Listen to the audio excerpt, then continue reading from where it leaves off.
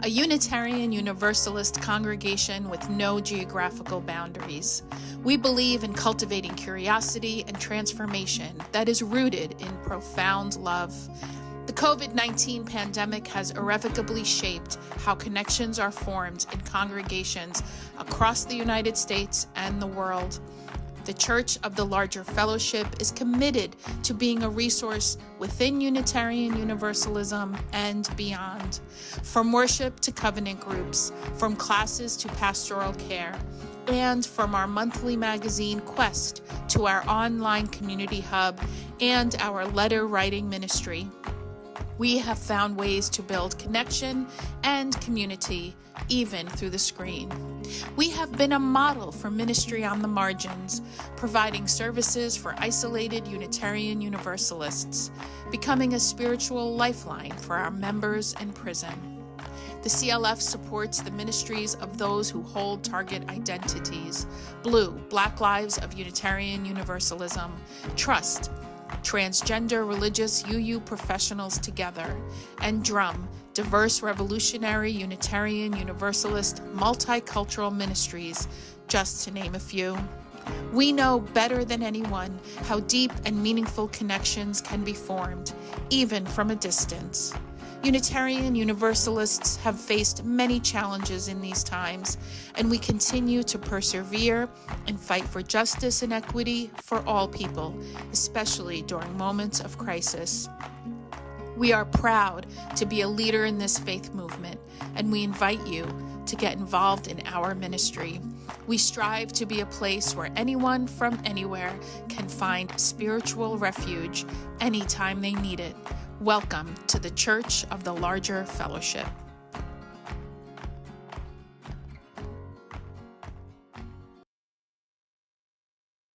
We are so excited to bring you an all-new episode of The VUU. The VUU is a weekly Unitarian Universalist talk show discussing important faith-based topics from an anti-racist, anti-oppressive, and multicultural perspective. Every Thursday for the past 7 years, we have welcomed guests from every corner of the world. Our guests are writers, scholars, activists, and religious thought leaders who are shaping Unitarian Universalism and society for the 21st century and beyond. I hope today's show inspires you. Hope it builds your faith. Hope it gives you perspective to see the power of Unitarian Universalism at work in your life. Enjoy the message.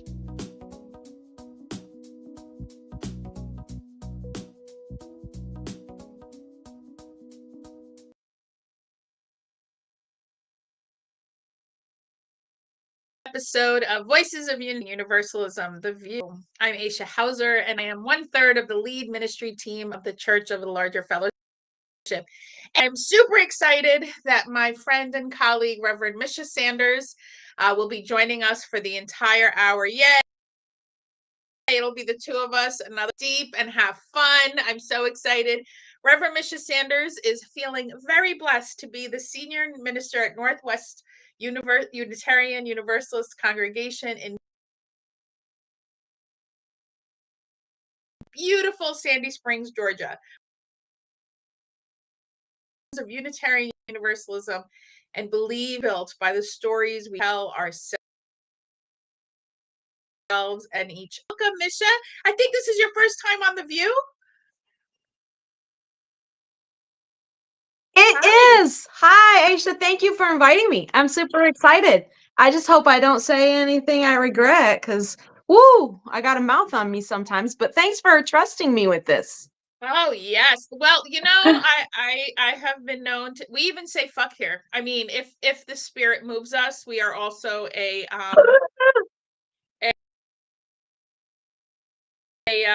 We sometimes, we're kind of PG-13. We just hi Darby and Craig, and we have super fans that join us every week, and folks who join us on the podcast. So yeah, it's 9 years. I think we're definitely over 400. The 400th show, we had Meg Riley and Joanna Fontaine Crawford, reverends, who started this all many, many years ago. So very exciting. So Misha, you are in Georgia, And I have Yes, so I many am. questions and so many things I want to talk to you about your journey, as much as you want to share with folks to give us context of your ministry at this time. Okay, so I came down here in the fall of 2019. So back in the before times, but only barely. So I was called to this congregation on Pentecost Sunday in 2019, which is fitting because of my background. And so I moved here in August. I had, a few good months to start trying to get to know my people and get to know the Atlanta area. And then the world shut down. So what a strange time to be in a new place and a whole brand new culture. I'm born and raised in the Midwest. I lived in the Midwest all my life, and moved to Atlanta, and then the world shut down. So it was. It's been an interesting journey, but I do feel like I have. Well, I don't feel. I absolutely have fallen in love with this place and with these people, and I feel like I have like a 3 or 4 county comfort zone, and I don't care if I ever leave it. I just love, love, love it down here. I love the culture. I love the people, and I forgot what the question was already. What was this is exactly right. Whatever your context of where you are now. I do want to ask you, what was your biggest culture shock? So, okay, interestingly, my biggest culture shock was well, I came from a little bit west of Chicago, Rockford, Illinois, where I was born and raised. Lived in the suburbs for a little while. And I had a bit of not a bit, a whole lot of Midwestern stereotypes about what the South was like. Even knowing that it was going to be Metro Atlanta, even knowing that whiteness is in the minority in Atlanta, even knowing all that, boy, I sure did have those stereotypes of what the South looks and acts like. And so when I came down here, and most of the places that I go, I am in the minority, and I am surrounded by people of color. I think that was the biggest culture shock to me, was not the conservatism that I expected of the South. It wasn't yeah, I'm sorry. I feel like we're live, and I should have be being more articulate. But it was not the conservatism that I expected. It was the amazing, vibrant, progressive places built and led and fostered by communities of people of color that we don't hear about in mainstream media. That's not what the stereotype is about the South. And so the culture shock was wonderful to me. It was brilliantly surprised by how life works in Atlanta. So I'm in love with it, man. That's awesome. One of the things that is insidious about both white supremacy culture, and I'm going to name them, is that the folks in they are not racist, and yet it is deeply segregated. And I'm not saying there aren't segregated parts of the South, but one of the culture shocks for me many times is how much more integrated it is Yes. than in the Yeah. liberal North. That very much in quotation, right? Stories we tell ourselves, Absolutely. beautiful biography that right, the stories we tell ourselves. The North is liberal and therefore more progressive, and yet we redlining towns. I mean, these existed as well, very much so. Yes. Yes. Yeah, I've never seen a town. Seattle. I'm in Seattle. Go ahead. I think that we have a little bit of a Sorry. lag between It's a our lag. It's talking. We're talking over each other. yeah. Yeah. I think we're like Europe instead of Seattle. Yeah. Seattle and Atlanta, where one is, yeah. Right. Well, I've never seen a town as segregated as Chicago. Never. And that's, that's what I grew up around. And we considered ourselves very liberal, very progressive there. And then I come down here, and Atlanta being a majority, not majority Black, but majority non-white city, what I have discovered, and no shock here, but it's interesting to see it up close and personal, is when you're in another big city, for instance, Chicago, no shade on Chicago, I love Chicago, but when you're in a city like Chicago that is majority white, founded, by whiteness, the integration is a whole lot slower than it is in minority white places, because the people who are not in the minority, the Black, Indigenous, and people of color, are a whole lot more open to letting white folks in their space than the white folks are to letting non-white folks into their space. So I got some parallels with my history and Pentecostalism to talk about there too. But anyway, this is how it feels to me right now. I want to hear that too. What is your parallel with Pentecostalism and UUism? Go on. I want to hear that. Well, so for many years in Unitarian Universalism, since I came here, I've been a Unitarian Universalist since 2001. So nearly half of my life. I grew up in a very, very conservative sect of Pentecostalism, United Pentecostals. Left that faith when I was 24. So that was my first faith language. And I love it. I loved it. I still love it. I did not leave Pentecostalism because I didn't love the people or the worship or the community. I left it when I simply discovered that I don't believe the theology anymore. And that's it. That's the whole story, right? And so what I brought into Unitarian Universalism with me was a little bit of cynicism about well, how can the Pentecostals that I came from be so regressive in their acceptance of LGBTQ folks and, many other things which don't align with me theologically and morally anymore? How can they be so regressive there, but they're so much better than we are and so much more advanced in integrated worship, right? And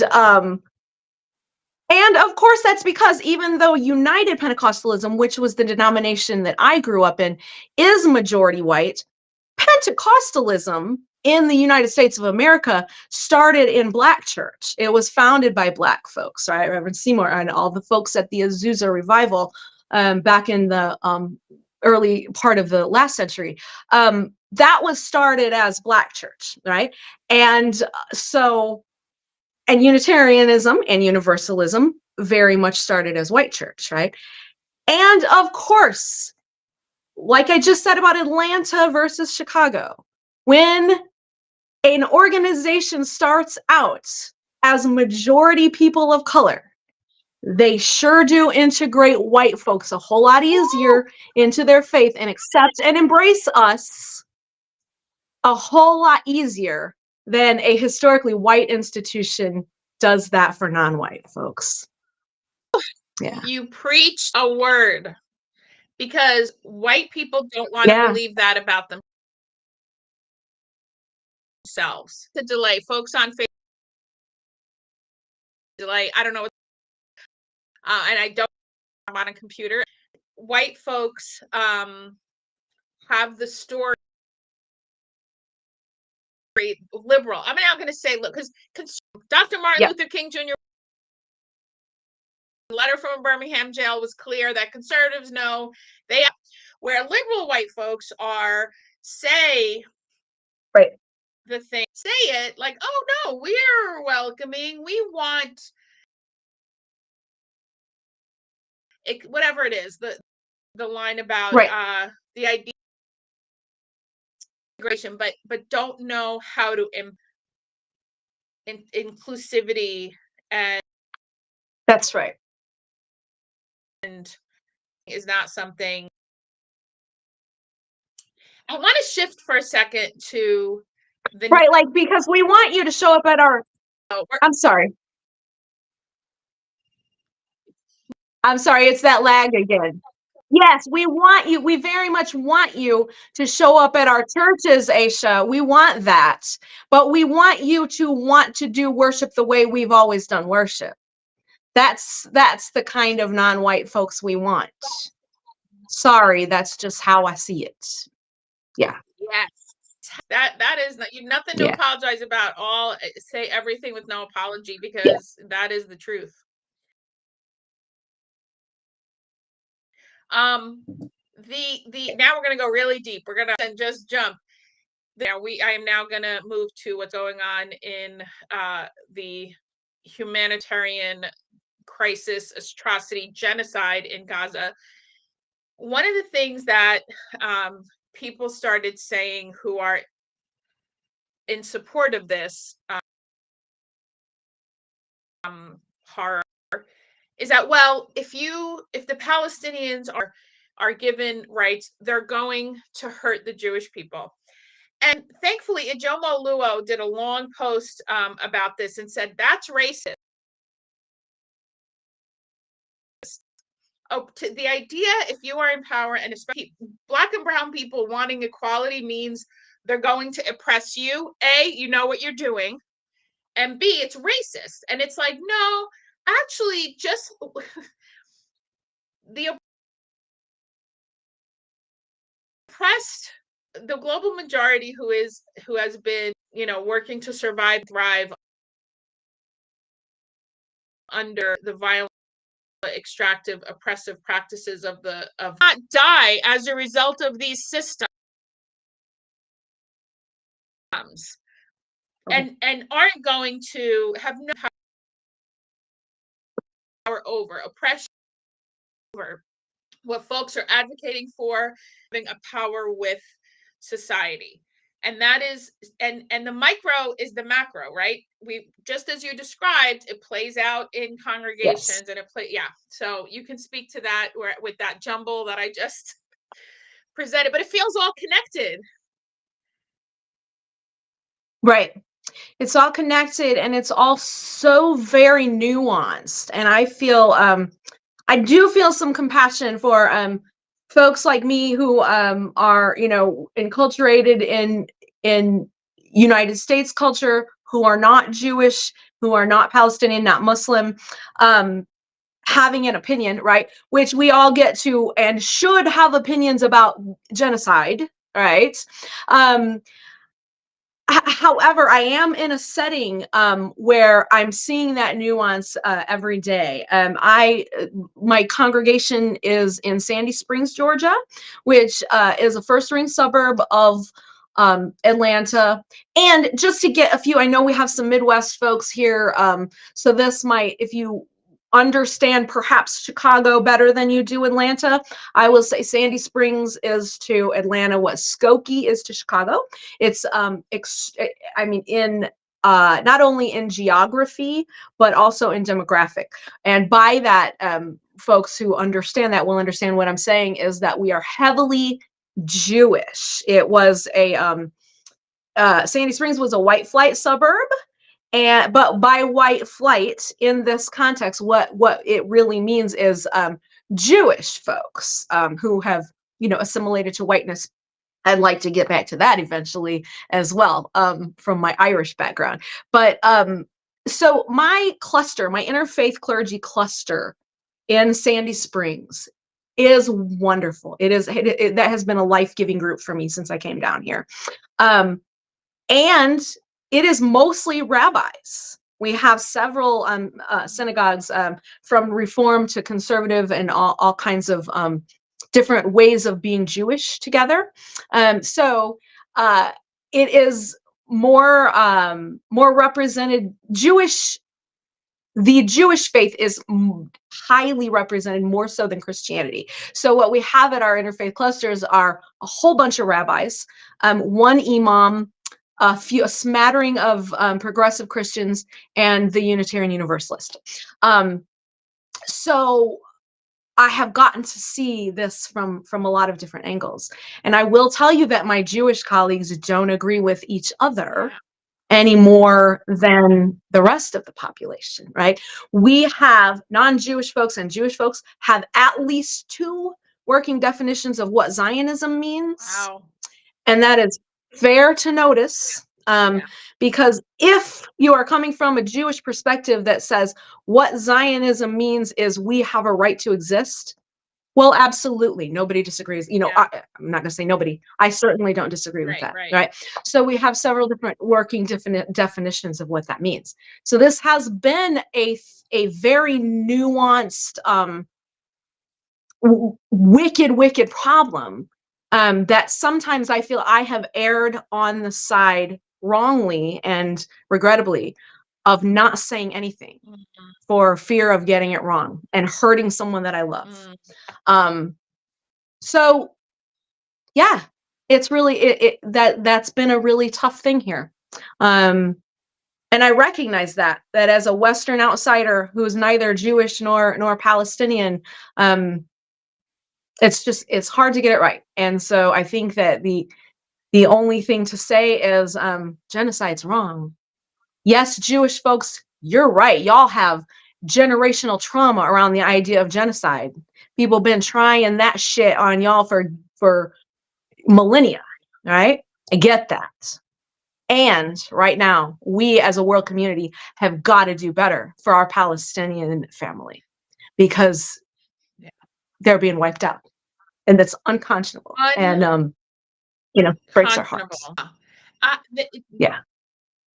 There was yes, thank you for that, because show their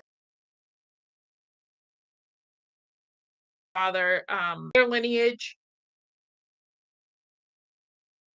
is Jewish. Their mother's side, me, is entirely me and my ex-husband, and I have a vested personal interest, and it should never be that we advocate for things because we have a personal interest in it. And that is also true, that I do not want anti-Semitism to get worse, which this has done. The Israeli government has not done. The Jewish people Jewish people need to be safe everywhere.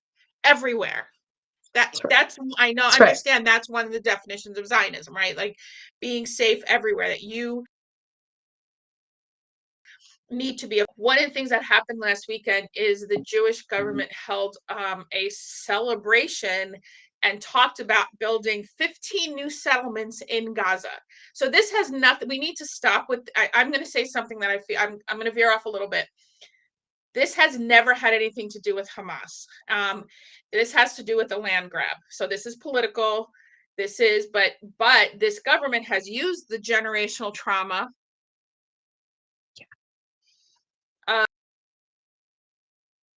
And the thing that I will say, I've been on this on TikTok, total. Every single Holocaust survivor, child of a Holocaust survivor, grandchild of a Holocaust survivor that I've come across is against the genocide.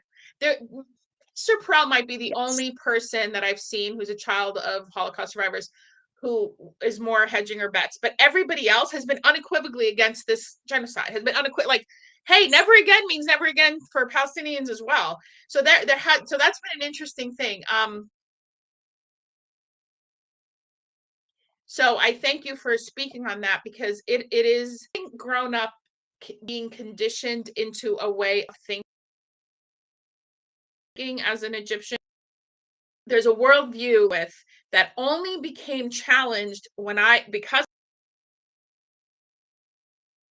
I grew up in the United States, because I went to college, Palestinians and Arabs in the college I went to, but there were also Catholic and a Protestant for years. Because aren't you all Christian? You got the cross and Jesus? I don't understand. And so my worldview changed when I started dating a Jewish man. I got disowned, and it took me about 15 years and I was committed to that deconstruction. So I have complete empathy for folks who are raised with a worldview born out of trauma, that without Yes. deconstruction. So I have compassion for that. And also genocide is wrong. So it is both. Yes. I can have and understand that when you're, yeah, go ahead.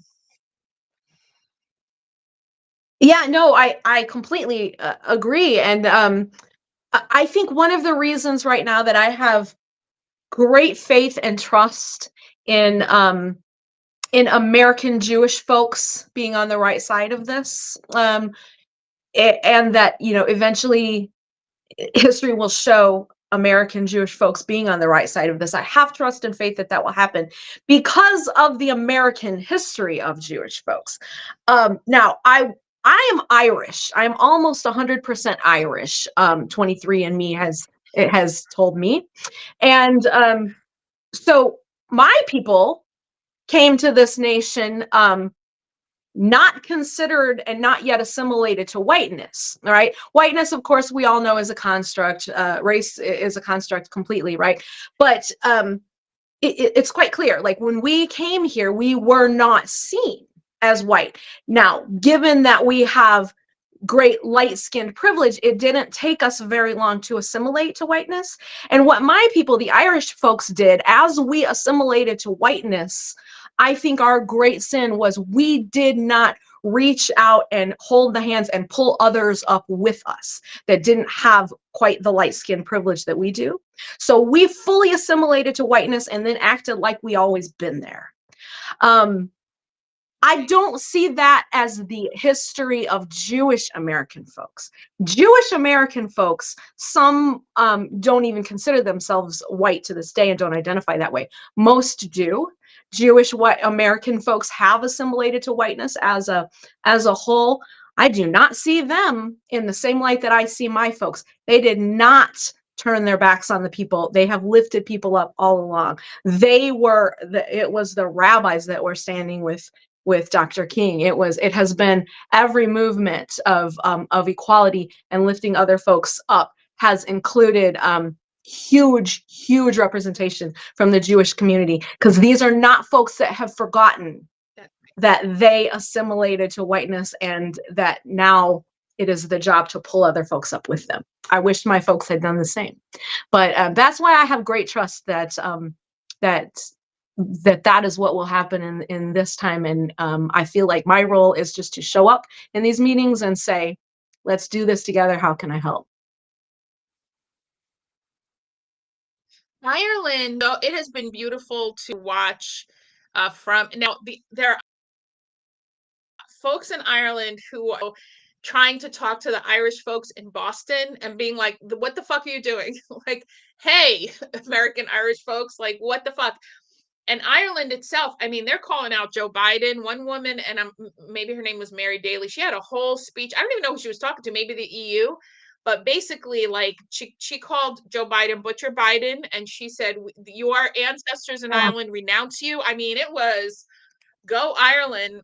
They have been carrying the Palestinian flag to football games, soccer, and it's been beautiful to watch. Their solidarity has been unwavering. Yes, absolutely. Absolutely. Yeah, and obviously so yeah. Yes, I didn't realize you were 100% Irish. I thought there was a little more. Well, not quite, but it's pretty close. Yeah. Irish, and then there's a little bit of German and English in there, but yes. Oh, nice. So yeah, gosh, I have so many questions and things bubbling up. But I live in Seattle, and the biggest culture shock for me was how passive aggressive and conflict avoidant people were here. Because I grew up in the Northeast, where I mean, we're just aggressive, and I appreciate that because at least I know where what people think of me, and I don't have to guess. So yeah. Anyway, just that in there. But I'm always commenting on how passive aggressive people in the Northwest are. Yeah. It shows up differently in the South, but of course we've got it here too. Bless your heart, honey. Bless your heart. Because this is so such a rich conversation, and I have heard, I will, across the nation are having the same challenges that Unitarian Universalist ministers are having in congregations about not even, it's not knowing how to talk about it, but understanding people are activated, because that's when people are not activated. This is clearly a genocide. Like, there's not even a controversy, right? So when people are activated, they need pastoral care to even get to recognizing what's happening. So how do you, and that's honestly a question that's been alive for me. Like, what is it going to take? Right now, Gaza, most of Gaza's leveled. I mean, they were going after, I don't have to go over the horror anymore. But how do we start to activated people and at the same time work to stop a genocide? I don't know. Truly, I don't. I mean, this Right. is heart-wrenching. Yeah. Yeah, it really is. And I don't know either. I wish I had something helpful to say. And I feel like this is one of these times where I've said this to my people a few times and since I've been here about whatever, whether it was the pandemic or some very, very tragic deaths we've had in our congregations. Many times I've said, they teach us in seminary as your ministers to always preach from scars and not open wounds. And I think that was written by a privileged white man who wasn't living through active genocide at the moment, or an active plague that was killing his people, or gun violence and threats of death threats to a congregation because we stand up for the rights of trans kids, which has happened in my congregation. And so there are times when we just have to get up there and say, I don't have words right now, I just want to weep with you. Maybe we should just listen to some music and hold on to each other and cry.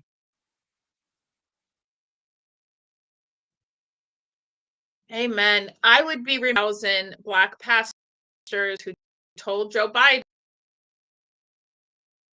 call for a ceasefire or we will not support you. This huge. That is one of the, I think, most It's profound. huge. It's huge. It is huge because the Democrats can't not blow it. Like the fuck, they can't not blow it. And I'm going to tell a story. I'm going to digress for a minute. And maybe Right. it's not digressing, it's the same thing. But when Hillary Clinton was running,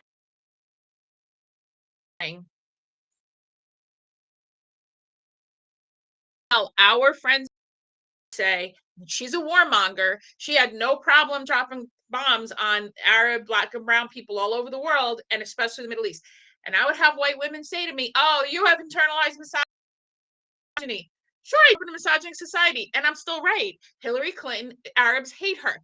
It wasn't until Michigan primary, when the largest concentration of Arabs in this country, in Dearborn, Michigan, voted overwhelmingly for Bernie Sanders, the white Jewish guy, over her, that then people were like, oh my God, what happened? The pearl clutching. I said, what? I told you, you don't want to listen. And that's the thing that's happening now, is liberal white people are pissed at Black and brown people for being pissed at Joe Biden.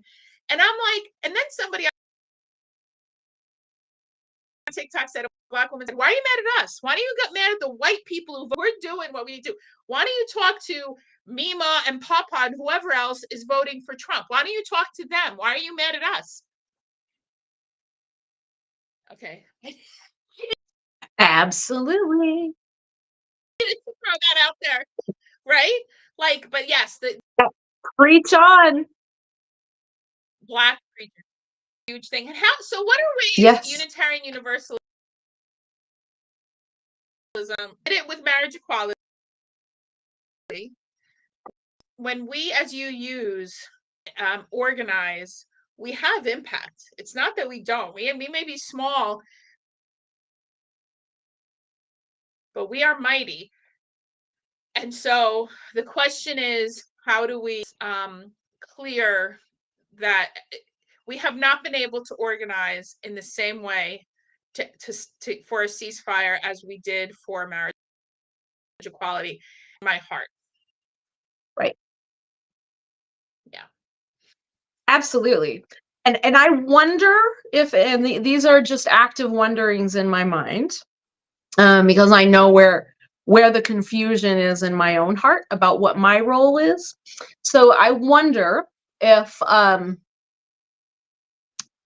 what my white colleagues are waiting for. Please let me get to the end of this because I'm not asking folks to do any more work than they should. But I wonder if what my white colleagues are waiting for is like some kind of a coalition between our Arab colleagues and our Jewish colleagues so that we get it right, because we're scared of getting it wrong. And I completely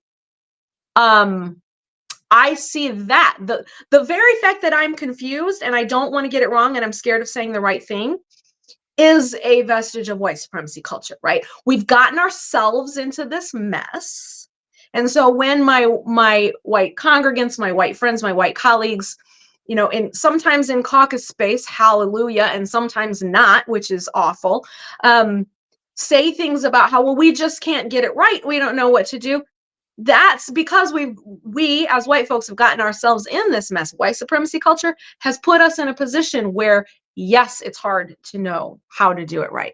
And so sometimes I think right now in this time in history, we do default to waiting to see who will step up that is more identified with whatever the particular problem is. And like I said, this is just me wondering out loud, and I feel very self-conscious about that out loud wondering. And again, we as white folks have gotten ourselves into this mess. That's why we feel uncomfortable. It's because of the white supremacy culture that we have been enculturated into and that we still benefit from every minute of every one of our waking hours. So I don't know is the short answer to that. I don't know. That's true. And I think racism and anti-blackness and anti-Arab sentiment and the Palestinians have been dehumanized for 75 years. And there is probably, I'm going to name, I think that even liberal white Jewish people, my guess is, don't quite realize how anti-Arab and anti-black, how they've been conditioned into that. And so of white anti-Zionist Jewish people, a lot, like who are, Jonathan Katz is a brilliant journalist. I haven't been following people on the fringe. I've been following thoughtful people who have been sharing history and how the Israeli state was created. I do want to name that, yes, our colleagues and our friends and people we love are activated. And the part that I invite our siblings in spirit to do is examine their internalized racism toward the Palestinians. And here's what I'm going to tell you. I'm going to story time, the stories we tell ourselves. I grew up in a deeply anti-Semitic home, deeply. I have family who fought in the Arab-Israeli War. Egypt is the only army that ever defeated the Israeli army outright in the 67, with a certain mindset that very much, and I mean my entire I was born in Egypt, and my dad is part Sudanese, part Egypt, and my mother's 100,000% Egyptian. And so I grew up with a certain mindset of how to think about Jewish people and Israeli people. Now, having said that, even my mother in this country, after a few years in this country, and of course, by the time I became a young adult and started dating a Jewish man, it was my internalized anti-Semitism. That was the first thing that I was like, this is horse shit. I'm not going to feel a certain way about a group of people. So it's not that I also have, and I grew up with homophobia in my house. I mean, I don't even think my mother knows what a trans person is. So I didn't even, the only reason why I didn't grow up was the 70s and 80s. I'm a Gen Xer. So, but I'm saying I'm speaking to my siblings in spirit with the point of view of having done it, of having grown up with a worldview that I had to completely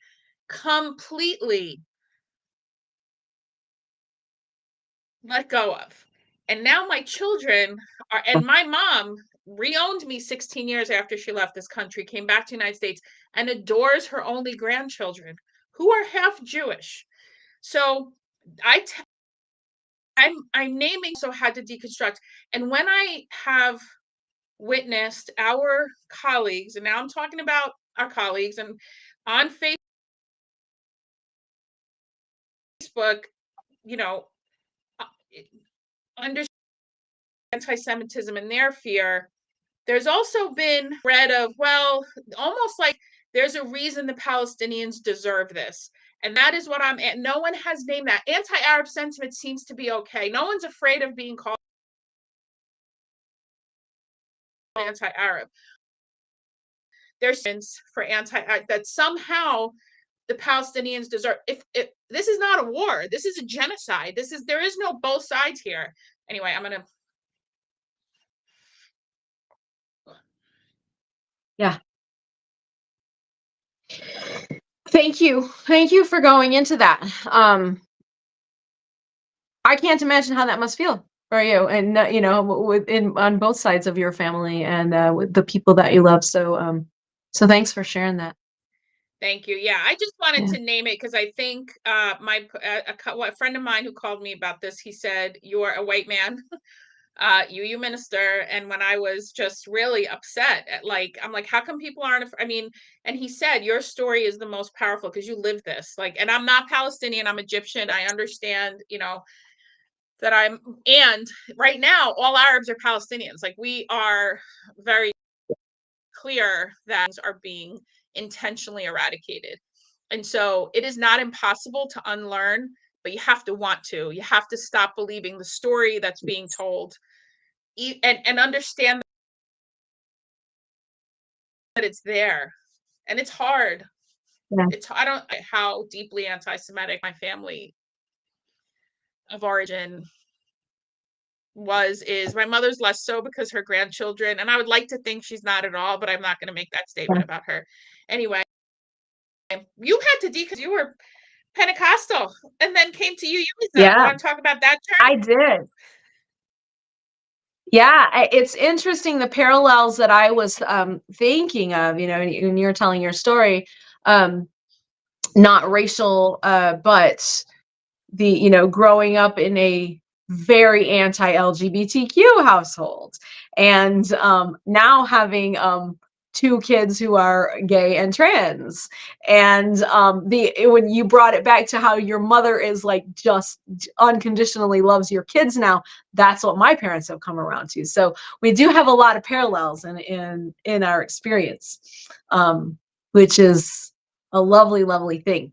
So yeah, that deconstruction from United Pentecostalism was, ooh, it's quite a thing. I feel like there's a couple books inside my head floating around that need to be written about that. I keep saying that and not doing it. But yeah, I was I born and raised, and the United Pentecostals are about as conservative as it gets. We, you know, women had no role in leadership whatsoever. Women were controlled in everything we do. I mean, we couldn't wear pants. We had to wear long skirts, long sleeves, you know, cover the body from here to here, and no cutting of our hair. I got my first haircut when I was 24.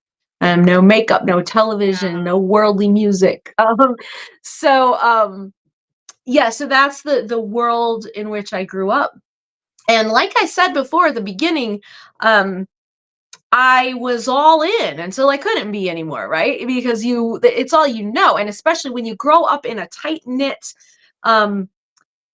culture like that, that's so very different from dominant culture, it becomes your world, right? Those were the people I wanted to be with because we have a shorthand. I don't have to explain to them who I am and why I dress the way I do. There's a shorthand with people who grow up the same way you do. So I loved it until I just no longer could. Until I you know, had my best friend growing up was also in the church. Of course, we didn't fraternize with the sinners. So, but Mike was gay, and I watched him struggle to pray the gay away since we were very young teenagers, and knew in my heart that he's doing the very best he can. And I would pray for him, and eventually my prayers changed from help make Mike not gay to, God, how is it that little old fallible me, how am I more loving than you? Because I would never send Mike to hell, right? And so I started having to reckon with the idea that either I am better and more loving than God, or I've been lied to about the nature of what a God could even possibly be, right? And so I left the church, and it was scary, and didn't even know where to begin on educating myself and finding out what the rest of the world believes. And that's a scary prospect to do, because when I left the church, I still was really scared that I was heading for hellfire. And so it took a couple of years of just being afraid and saying, I don't want to talk about anything regarding spirituality. I just want to sow my wild oats and then get back right with the Lord again after I figure this all out. It's and then I was working in a place. It was a home, not a home. It was a day work placement setting for adults with developmental disabilities. And this was back before alternative proms for people with disabilities or LGBTQ folks was a popular thing. No one was doing that yet. And so I was working at this place, and the staff came up with this idea. We'd love to have a prom for our young adults who never got to go to their prom. And one of my coworkers said, oh, well, I go to the Unitarian Universalist church, and they would host that. Let me call our administrator and see when we can get it on the calendar. And I had just moved into an apartment right across the street from the local Unitarian Universalist church that he was talking about. I'd never visited there. All I knew about Unitarian Universalism is, they were just kind of weirdo fringe people who you can believe whatever you want. That was what I thought Unitarian Universalism meant. But I said, oh, well, that's right across the street from me. I'll definitely chaperone that. And so I did. We set up this alternative prom, and I went over that night. First time I ever set foot in a Unitarian Universalist church. And it was in the fellowship hall, and it was lovely. And I wandered out into the narthex and started reading their literature, and realized that I think maybe I've been a Unitarian Universalist all along. I got to check these folks out.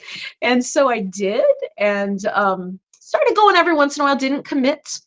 And then I had my son in March of 2001.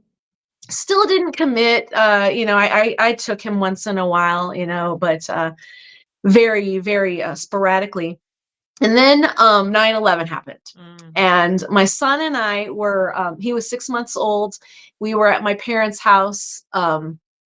We were watching, interestingly enough, they do have a TV now. Apparently God changed the rules on that. I don't know how and why, but they had gotten the memo. So they have a television in a closet. I'm not kidding. To this day, their television lives in a closet that they can close when people from the church come over. But that's a digression. Anyway, so I was feeding my baby, my 6-month-old baby, breakfast, watching the Today Show with my dad when the planes started hitting the towers, right? And so we watched that all day. My dad with tears streaming down his face the whole time.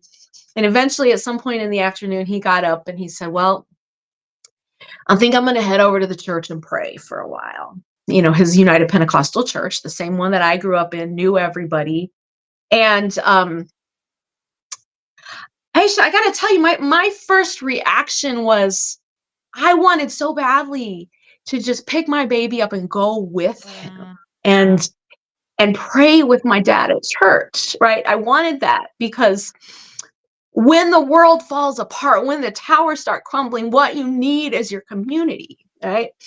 And but I knew I couldn't do that because of who we were and who I had become. I knew if I showed up there would be an assumption she's coming back to the Lord, and it would just be a whole thing.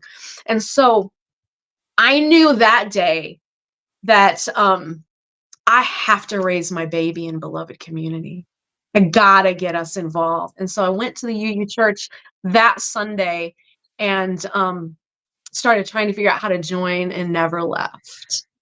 Oh, my sibling Yeah. in spirit. Wow. We got a powerful question. First, I want to say hello to Chris Long, who joined us. But someone's asking. Hey, Chris. Yeah, hey, Chris. Someone sent a question. Do you have any advice for a queer person who is struggling to overcome Islamophobia? It is a challenge, especially with how queer people are persecuted in places where Muslims are in power.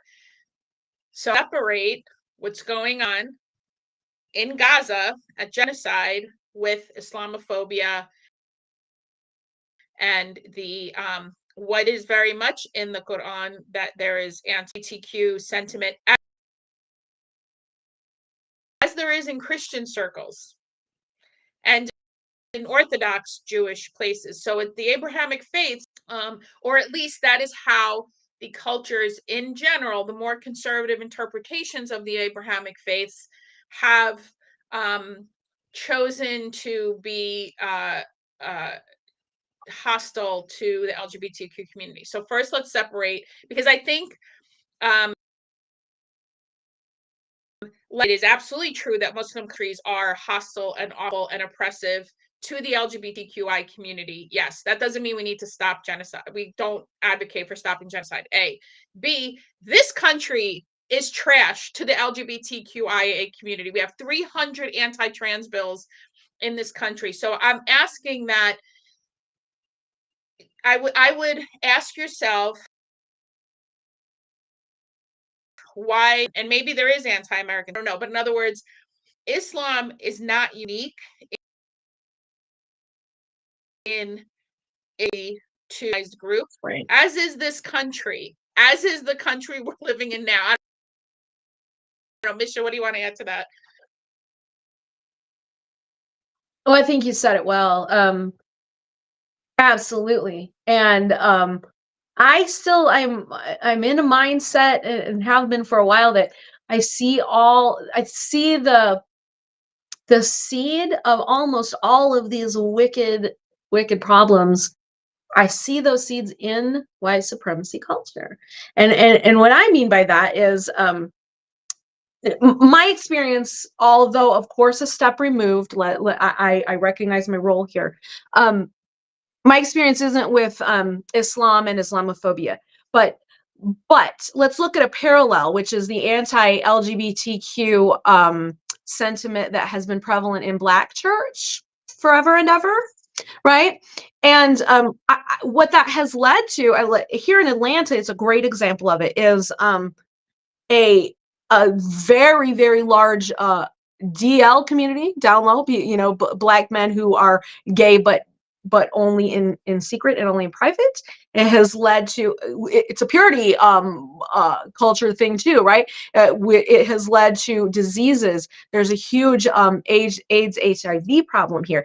I see the suppression of LGBTQ folks in Black church as a function of white supremacy culture, because the closer you get to whiteness, obviously, the more in power and the better off you are in these ununited states of America. And if you can't get there because you have too much melanin in your skin, too much Blackness, well, at least we can be better than those queer folks. Somebody in white supremacy culture, somebody's always got to be better than somebody, right?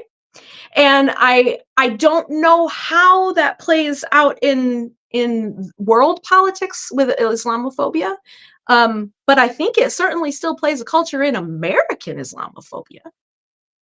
We got to be better than somebody. Some other group has got to be below us, and that gets us closer to whiteness and power. I don't know. Right. That's just how I see it. Yeah, well said. Yeah. I think the thing, yeah, so many things there. The culture. I want to hold on. Can I just say something before you? Yeah. I just want to be real clear before we go on from that. That is not me critiquing Black church. I got no business in that.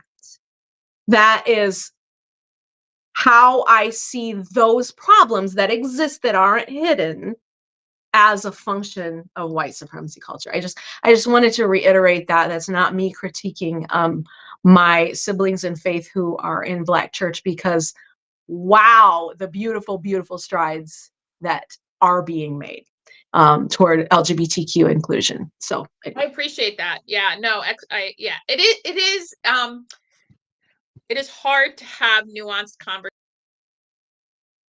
conversations about this. Are so and interwoven with many, it's intersectional, right? There are layers upon layers. And yeah, so it's I guess I would ask yourself, you know, is, I mean, I think if so, I mean, I guess I'm going back to this question about Islamophobia and queer, and how the Muslim majority countries treat. I mean, look, Russia is heinous to the LGBTQI community, and they're not an ethno state. They're not rooted in any religion. They're just terrible. So I wouldn't, and it's not to excuse it. It's terrible. It's terrible. But I'm saying, I would invite you to consider: is it rooted in anti-Blackness? Is it rooted in white supremacy? Well, yes, I would actually, thank you for that, Misha, is that white supremacy, because yeah, I don't rabbit holes. So we have 3 minutes. Misha, this is amazing. I knew it would. Thank you for saying yes. I'm so happy to have this. What are some things that are on? Give the last 3 minutes to you. I just want to say this is messy, and if feedback comes that I have overstepped and said some things wrong, then I am happy to be the poster girl for getting it wrong and figuring out how to make that right, and erring on the side of speaking up instead of being too scared to get it wrong. There's no way to not get it wrong, white folks. We're gonna fuck this shit up. Right. We're gonna fuck this shit up so bad. And then at our best, we are going to be accountable, and we are going to repent and repair, and we are going to do better next time, because Mother Maya told us that we can do that. We're going to you know, when we know better, we do better. So I get things wrong all the time. Let's keep stumbling forward together. That's all we can do. Amen and ashe. Let's keep stumbling forward together. Thank you. Thank you, Reverend Misha Sanders. And we will see you all next week on another episode of The VUU. Thank you. Thank you. I appreciate you so much. And thank you all. Aisha, you're amazing. Thank you. Bye-bye. Thank you for joining us. Special thanks to those of you who give generously to this ministry. It is because of you that this ministry is possible. You can click the link in the description to give now, or visit clfuu.org/give for more information. We hope you will join us next week for another episode of The VUU.